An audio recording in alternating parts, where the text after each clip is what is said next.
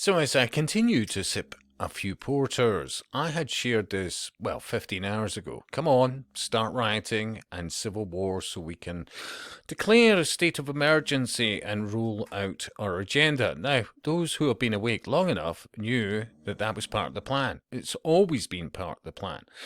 And I would argue a lot of, for example, outlets like GB News is to frustrate the public to such an extent without actually pointing out what's really going on that they will kick off at some stage, and groups within groups and at all levels and strata of society will make that happen, even at ground level. Absolutely. And most importantly, at ground level. But most people don't realize this.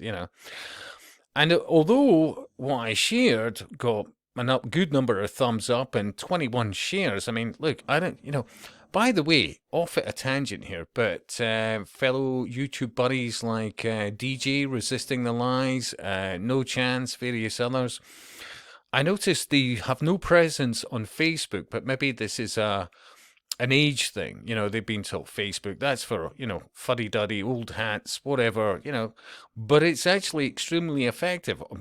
I get suppressed a lot, but I have, at least 4,000 plus Facebook buddies. Are they all friends? Well, I suspect not, but it's still a platform that you can be quite effective in sharing good quality data and extracting great data from various other people. Yeah, but people are so entrenched in their programming that it's a hard sell, even although they're actually,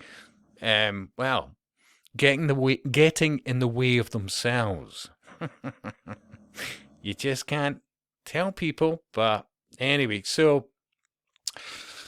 And even just now, for example, normally I, notification-wise, I could roll this down forever, but now Facebook has decided at the moment that no, you're only going to see the last few comments or responses, and that way you'll look ignorant to various others who have made maybe comments earlier than the last hour or so. Yeah, AI's involved in this, so many other things. Remember. They're focused on winning, yeah? So, with that in mind, I had, shared this. And I got a response from an individual called Mick Jones. In fact, my response to him was, I will do a wee vid later. Yeah, thanks for that, Bella.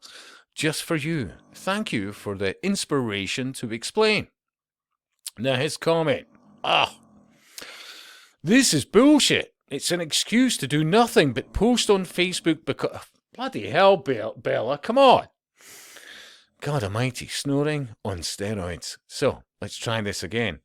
This is bullshit. It's an excuse to do nothing but post on Facebook because nobody has the balls to actually do anything real about the actual tyranny. So that way, you can be a coward. I mean, it's not pulling... Well, I'm a coward. I'm a this and I'm a that.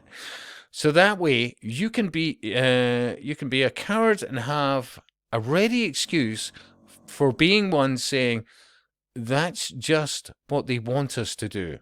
Really? No, that is not what they want us to do, because that's why they have all these psyops to divide and conquer us, so we don't get together and do the very thing that you're lying ass. Seriously, what a sweetheart this guy is trying to tell people that is what they want us to do, so you have an excuse not to do it. Yeah, I would have reworded that big style, but anyway, this is a post every coward with delusions of being awake will love. What a sweetheart! Ah, dear God, honestly. For years, people like myself and many others have said, don't follow this script. Historically, when groups of, or shall we say, change agents said, you know what, let's just all just... I mean, what? Is it like something out of, let me think, Young Frankenstein, Seriously. Let's just all go up there with our torches and whatever. Look, historically, it's never ended well. You know, it's never ended well. You start rioting on the streets and doing whatever, all of a sudden, keeping you safe goes right out the window. Historically, that's always been the case. And that gives them the excuse to say, well, just for the immediate future, we're going to have to bring in martial law. Seriously, you know. Now, this guy's from America, so he's maybe got access to, for example, firearms, yeah? But I would argue, even under those circumstances, all you need to do is look at Iraq, Afghanistan, various other things. What do you think they were doing with the drones? It wasn't just about, well, being able to deal with things with minimal casualties. It was more about where they were planning on dealing with things civilian-wise in our own countries over the long term, because that's how they're set up. This is how they roll. See, there's another thing. And in fact, somebody made the comment, Civil Contingencies Act 2004, and I think there was various others before. It's certainly been a thing for decades in the UK, and I'm fairly confident it's been the same in America.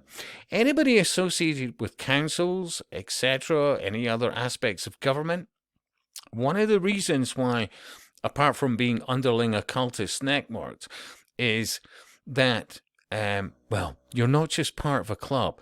If things go south, you're protected. Yeah? I'm not joking you. You've seen, oh, good God, the films, the movies in the early 80s. One would be in the UK, Threads. Oh my God, that was a cheery film.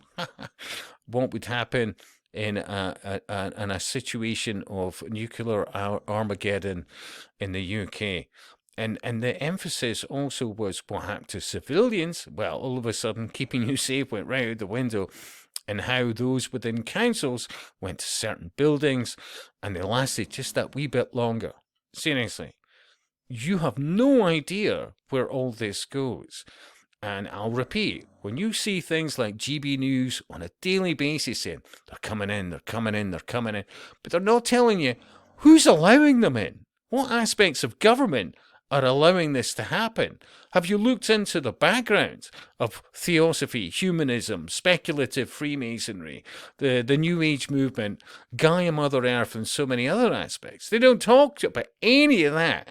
And by the day I lose, I'll be honest with you, I didn't have a lot of respect for,